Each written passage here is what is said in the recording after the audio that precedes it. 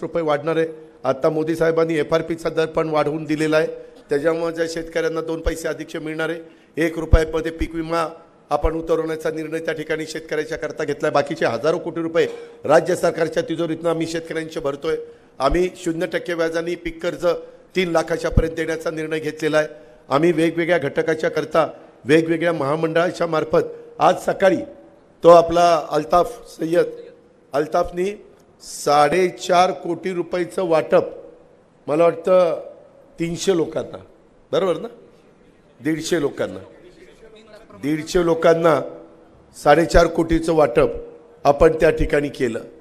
त्याच्यातनं माझा तो समाज देखील छोटा मोठा व्यवसाय काही महिला घेत होत्या। मी विचारत होतो काय करणार, ते म्हणले दादा ब्युटी पार्लरचं दुकान आहे, त्याच्यामध्ये अजून काही आम्हाला भर घालायची। कोण म्हणत होतं काही माझी मेस आहे, त्याच्यामध्ये काही मला सुधारणा करायची। कोण आणखीन काही सांगत होतं, महिला सांगत होत्या, बाकीचे लोक सांगत होते। आज महिलांना मोफत त्यांना चावी दिली, मोफत। त्यावेळेस इतक्या खुश होत्या। काही जण बारदाना खरेदी विक्रीचा व्यवहार करतात, कष्ट करणारे आपल्या महिला, काही घर भांडी घरी जाऊन धुणं भांडी करतात। अशा पद्धतीनं आपल्याला एकाच घटकाला समाधानी करायचं नाही, आपल्याला बारामतीतल्या प्रत्येक घटकाला समाधानी करायचं आहे। आणि ते काम करण्याकरता उद्याच्या निवडणुकीच्या निमित्तानं राष्ट्रवादी काँग्रेस पक्षाचं घड्याळ घेऊन महायुतीचा उमेदवार मी तुम्हाला देणार आहे। आज तुम्हाला ताकाला जायचं आणि गाडगं लपवायचं मी करणार नाही। मला तुमची सगळ्यांचे आशीर्वाद आणि मदत, हा मी जो उमेदवार देणार आहे त्याला निवडून आणण्याच्या करता तुम्हाला जीवाचं रान करावं लागेल। तुम्ही वेगवेगळ्या गावांनी मला भरभक्कम पाठिंबा द्यावा। काही गावामध्ये वाद असले तरी ते वाद गावापुरते ठेवा। आज आपल्याला सत्ताधारी पक्ष म्हणून नरेंद्र मोदीच 3ऱ्यांदा देशाचे पंतप्रधान होणार आहेत।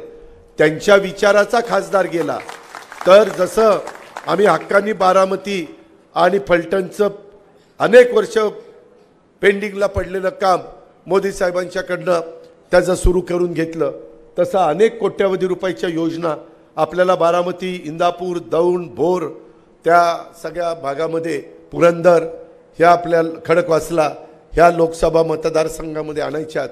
तिथं शहराचे प्रश्न वेगळे आहेत, खडकवासल्याच्या बद्दल तिथं वेगळी संस्कृती आहेत, वेगळे प्रश्न आहेत। पण माझा जो बाकीचा भाग आहे तिथले प्रश्न वेगळे आहेत, परंतु पुरंदर तालुक्यातले प्रश्न वेगळे आहेत। परंतु हवेली जो भाग जोडलाय पुरंदरला तिथले प्रश्न वेगळे आहेत, ते शहरी भागातले आहेत। आणि अशा पद्धतीनं त्याचं पिण्याचं पाणी असेल, त्याचा काही लाईट असेल, त्याच्यामध्ये आणखीन कुठले वेगळे प्रश्न असतील, तिथं काही अजून शिक्षणाच्या संदर्भातली दालनं उघडण्याचं काम असेल, किंवा आणखीन काही नवीन आव्हानं स्वीकारण्याची धमक आणि ताकद ही तिथल्या नवीन पिढीमध्ये निर्माण करण्याच्या संदर्भातलं प्रोत्साहन देण्याचं काम असेल, ह्या सगळ्या गोष्टी मी अतिशय चांगल्या पद्धतीनं तुम्हाला त्या ठिकाणी करून दाखवील। आणि आज राज्याचा जसा करोड रुपयाचा पैसा आम्ही आणू शकतो, आमचे सगळे सहकारी मित्र त्याच्याबद्दलचा पाठपुरावा करतात। अहो काल रात्री 1ला त्या पुरुषोत्तम दादाला फोन केला, नाही मला भेटायला आले होते, आणि मी म्हणलं तिथं मला एक हॉस्पिटल करायचं 100 बेडचं, सोमेश्वरच्या परिसरात जागा द्या, त्यांनी जागा दिली। आज दुपारी केशवराव ऑर्डर त्या ठिकाणी निघाली, तिथं 100 बेडचं हॉस्पिटल कोण करते? 24 तास झाले नाही अजून, आज 1 वाजता 24 तास होणार आहे रात्री। ताबडतोब यंत्रणा हलवली, कुणाचा घास नाही, मी माझा फुशारकी मारत नाही, मी त्याच्यामध्ये अतिशयोक्ती पण करत नाही। पण मी एकदा एखादी गोष्ट करायची ठरवलं तर मी ती करणार। मी तुम्हाला शब्द देतो, मी बारामती पहिला क्रमांकाचा तालुका करील, पण माझ्या विचाराचा खासदार तुम्ही निवडून दिला पाहिजे। तेवढं तुम्हाला डॉक्टर बाबासाहेब आंबेडकरांनी मताचा अधिकार दिलेला आहे, त्या मताचा अधिकार कसा वापरायचा तो तुमचा अधिकार आहे। तुमच्या पुढं 2-3 उमेदवार असतील, 4 उमेदवार असतील, 5 उमेदवार असतील, पण त्याच्यात कुठल्या उमेदवाराला मतदान केलं तर आपलं भलं होणार आहे, आपला विकास होणार आहे, आपल्याला केंद्राचा निधी मिळणार आहे। जर एखादा केंद्र सरकारच्या विरोधातला खासदार गेला आणि तिथं सारखं मोदी साहेबांना टीका, तिथं अमित शहांना टीका झाल्यावर कोण आपल्याला निधी देणार आहे? मिळणार आहे का? त्याच्यामध्ये शेवटी मी अनेक उदाहरणं देतो, काम करायचं म्हटलं तर जो नगराध्यक्ष असतो त्याच्याशी गोडच बोलावं लागते नगरसेवकाला, त्यावेळेस त्याला निधी मिळतोय. जे मुख्यमंत्री असतात त्यांच्याकडनं कामं करून घ्यायची असेल तर आमदाराला त्यांच्याशी जरा नीटपणेच बोलावं लागतं. वाचाळवीरांची संख्या करून चालत नाही, टीका टिप्पणी करून चालत नाही, आणि कुणी कुणाची पर्स सांभाळायला जाणार नाही. तुम्ही ती काळजीच करू नका. काय बोलतात, काय करतात, काय आपण बोलतो नाही ना, त्याच्या संदर्भातलं तुम्ही मी बरोबर करतो, तुम्ही फक्त घड्याळाचं बटन दाबा. बाकी आत्ता आमच्या सगळ्या महिला आहेत, काही माझ्या आईच्या वयाच्या आहेत. आम्ही काल काय निर्णय घ्यावा? 75 वर्ष झाली देशाला स्वातंत्र्य मिळून, कुणी केलं? काल आम्ही केलं. अजित, आशाताई, आनंदराव पवार, आईचं नाव हे आता प्रत्येक वेळेस इथं प्रत्येकाने लावायचं. आज आईचा मान सन्मान केलं ना आपण. बापाचं पण महत्व तेवढे, पण बापापेक्षा थोडं आईचं महत्व जास्तच आहे, हे खरं आहे. आपणच आपल्या आईला त्या ठिकाणी तशा पद्धतीनं परंपरा पूर्वापासून चालत आलेली आहे. अशा कितीतरी गोष्टी मित्रांनो, वेळ बराच झालेला आहे, परंतु खोटं नाही सांगत, अशा कितीतरी गोष्टी आपण केलेल्या आहेत. आणि अजूनही तुम्हाला ज्या गतीनं ही कामं चाललीत त्याच्यामध्ये केंद्राचा करोडो रुपयाचा पैसा हा त्या ठिकाणी आला तर आणखीन आपल्याला मदत होणार आहे. आणखीन माझ्या इंदापूरचा, माझ्या बारामतीचा, माझी टिकवली आणि चांगले भाव आल्यानंतर व्यवस्थित त्याची गुंतवणूक केली. किंवा मधी काही हजार कोटी रुपये आपलाच पालखी मार्ग आणि काही मार्ग झाले ना, बारामतीकरांना काही हजार कोटी रुपये मिळाले. काहींनी व्यवस्थित गुंतवले, काहींनी जमीन न विकता तिथं रेस्टॉरंटला जागा करून दिली आणि त्यांना भाड्याने दिलंय. काही वंजारवाडीकरांनी पण डोकं चांगलं चालवलंय. माझं तेच म्हणणं आहे की पुढच्या पिढीला टिकवा. आपल्याला काही ह्याच पिढीत सगळं घालवलं पाहिजे असं नाही, उलट भर घालण्याचं काम आपण सगळ्यांनी आपल्या पुढच्या पिढीच्या करता केलं पाहिजे, अशी माझी आपल्याला सगळ्यांना आग्रहाची, नम्रतेची विनंती आहे. आज खरं तर मला खूप उशीर झाला. मला वाटलं नव्हतं की तुम्ही इतक्या मोठ्या संख्येने, मला सकाळपासून त्या आमराईत गेलो तरी इतक्या आया बहिणी संख्येने, म्हणजे मी तर आज हे सगळं दिवसभर बघितलं ना. आज माझी 10वी बाळासाहेब सभा आहे. हे मी सगळं माझं हे यांचं प्रेम बघितलं तर समोरचा माणूस फॉर्म भरायला कसा धजावतोय तीच मला कळतं. गळ्याच्यावर खोटं बोलत नाही. एवढे जिरायत भागात जा, बागायती भागात जा, कोरळ्याला जा, त्या माळेगावला जा, त्या सोमेश्वर नगरला जा, तरी आम्ही 3-3 तास आम्ही उशीर आहे. 3-3 तास, काही काही वेळेस 4-4 तास. आणि तरुणांचा उत्साह तर एवढा आहे.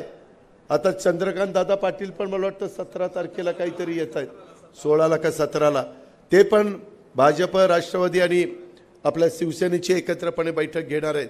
अजूनही काही मित्रपक्षांना बरोबर घेण्याचा आपल्या सगळ्या आमच्या वरिष्ठांचा प्रयत्न आहे आणि एक चांगलं वातावरण व्हावं. हां, दुसरे आणि एक नवीन विकासाच्या बाबतीत काही बोलता येत नाही. काही जण म्हणतात विकास काय, सरकारी पैसा. अरे पण सरकारी पैसा आणण्याची धमक आणि ताकद त्या आमदारामध्ये पाहिजे ना.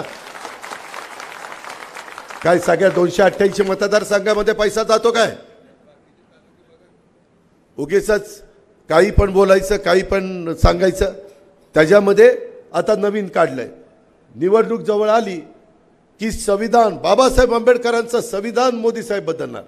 अहो, संविधान कुणीही बदलू शकत नाही, कुणीही नाही. आणि मोदी साहेब तर अजिबात बदलणार नाही. निव्वळ मतं बाजूला जाण्याच्या करता मी सगळीकडे फिरताना सांगतो, सूर्य आणि चंद्र जोपर्यंत आहे ना तोपर्यंत बाबासाहेबांचं संविधान बदलण्याचं धाडस कोणी करणार नाही. कारण ते संविधानच इतकं चांगलं आहे. त्या संविधानाने तुम्हाला मला जखडून ठेवलंय. त्या संविधानामुळं आपल्याला सगळ्यांना मताचा प्रत्येकाला एक अधिकार दिलाय. मग हजारो कोटीचा अडाणी अंबानी मालक असू किंवा आमचा गरीब शेवटचा माणूस अतिशय गरीब, त्याला पण एक मताचा अधिकार आहे. मग म्हणायचं नाही आता ही घटनाच बदलायला निघाले. अरे कोण घटना बदलायला निघालंय? कशाला उगीच काही पण थापा मारता? काही पण म्हणजे मतं आपली करण्याच्या करता काही बोलायचं, खोटं बोल पण रेटून बोल, ही काय पद्धत चाललेली आहे? कारण मी पण त्यांच्यामध्ये अनेक वर्ष आघाडीमध्ये काम केलेलं, मी उद्धव ठाकरेंच्या बरोबर काम केले, तुम्हाला सगळ्यांना माहिती आहे. 2.5 वर्ष ते मुख्यमंत्री होते, मी उपमुख्यमंत्री होतो, आणि मी कुणाशी काम करत असताना वाद घालत नाही. प्रश्न सोडून घ्यायचे, कधी पुढं 2 पावलं पुढं मागं सरकावं लागलं तरी सरकायचं, त्याच्यात काही बिघडत नाही. समाजाचं भलं करण्याच्या करता 2 पावलं मागं जावं लागलं तरी काय घाबरायचं आहे? शेवटी त्याच्यातनं समाजाचं भलं होतंय ना, शेवटच्या माणसाला फायदा होतो ना, आणि तेच आपलं काम आहे. ह्या पद्धतीनं मित्रांनो आपल्याला सगळ्यांना काम करायचं आहे. म्हणून माझ्या विशेषतः ह्या सगळ्या भागातले जे माझे जीवाभावाचे सहकारी आलेले आहेत त्या सगळ्यांना माझं सांगणं आहे, जसं जसं मतदानाचा दिवस जवळजवळ येईल तसं तसं आणखीन काही अफवांचं पेव फुटेल, आणखीन काहीतरी कंड्या पिकवल्या जातील, त्यावर अजिबात विश्वास ठेवू नका. आम्ही सगळेजण NDAचे लोक, NDAचं सरकार हे देशाला जगामध्ये एक महत्त्वाचं राष्ट्र म्हणून माझ्या भारताची ओळख ही कायमची राहिली पाहिजे. भारताची अर्थव्यवस्था मजबूत झाली पाहिजे. भारतातला प्रत्येक माणूस समाधानाने जगला पाहिजे. त्याला त्याच्या मूलभूत गरजा आहेत त्या त्याला त्या ठिकाणी मिळवून दिल्या पाहिजे. परंतु हे सगळं करत असताना एकच अपेक्षा आहे, तुम्ही कुटुंब मर्यादित ठेवा. तिथं काही पलटण वाढवण्याच्या भानगडीमध्ये पडू नका. 1 किंवा 2 अपत्यावर थांबला तर व्यवस्थितपणे सगळ्यांचं शिक्षण चांगलं होईल, कपडा लत्ता चांगला मिळेल, घरामध्ये त्या ठिकाणी आपल्याला जागा चांगल्या पद्धतीने उपलब्ध होईल. ह्या प्रकारे आपण पुढे जाऊ.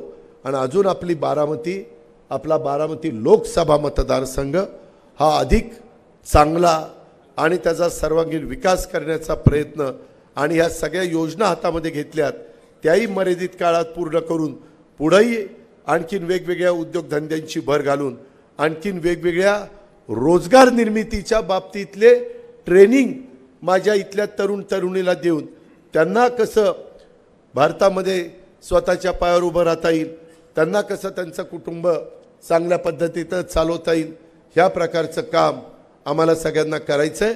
आम्ही कामाची माणसं आहेत, आम्ही विकासाची माणसं आहोत, आम्ही त्या ठिकाणी लोकांचे प्रश्न सोडवणारी माणसं आहोत. आम्ही कुठेही लोकांची फसवणूक करणारी लोक नाही आहेत. म्हणजे दुसरे फसवणूक करतात हा माझा दावा नाही, नाहीतर त्याच्यातनं पुन्हा ही काहीतरी ब्रेकिंग न्यूज लावली की दादा असं म्हणले. मी खरं ते सांगतोय आणि त्याच्यातून माझी अजूनही 5-10 वर्ष काम करण्याची धमक आहे. माझी वयाचा विचार करता मी धडधाकटपणे अजून 10 वर्ष तरी बारामतीमध्ये कामं करू शकतो आणि त्याच्यातनं बारामतीच्या पुढच्या पिढीचं आणि आत्ताच्या सगळ्या समाजाचं भलं करू शकतो. त्याकरता उद्याच्या येणाऱ्या लोकसभेच्या निवडणुकीच्या निमित्तानं आम्ही जो घड्याळाचं चिन्ह देऊन उमेदवार उभा करणार आहोत त्या उमेदवाराला आपण आशीर्वाद देण्याचं काम, त्याला भरभक्कम पाठिंबा देण्याचं काम, कुठंही घाळ न राहता काय आता आपला निवडूनच आला अशा पद्धतीनं मनामध्ये भावना न आणता ही निवडणूक अतिशय, आपण कुठल्याही निवडणुका, तुम्ही विधानसभेच्या निवडणुका आठवा, आपण कुठली निवडणूक ही गंभीरतेनंच घेतलेली आहे. आपल्या विरोधात जे उमेदवार आजपर्यंत 7 निवडणुकीला होते ते तुल्यबळ उमेदवार आहे असं समजूनच आपण तरुण पिढीनं काम केलं.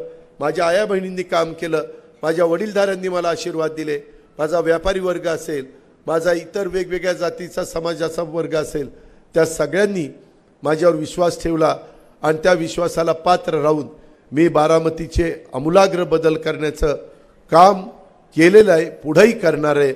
आणि त्याच्यातून केंद्राचाही निधी आणण्याच्या करता मला तुमच्या सगळ्यांची मदत पाहिजे. त्याकरता आपण घड्याळ विसरू नका हीच आग्रहाची, नम्रतेची, कळकळीची विनंती करतो आणि आपल्या सगळ्यांची रजा घेतो.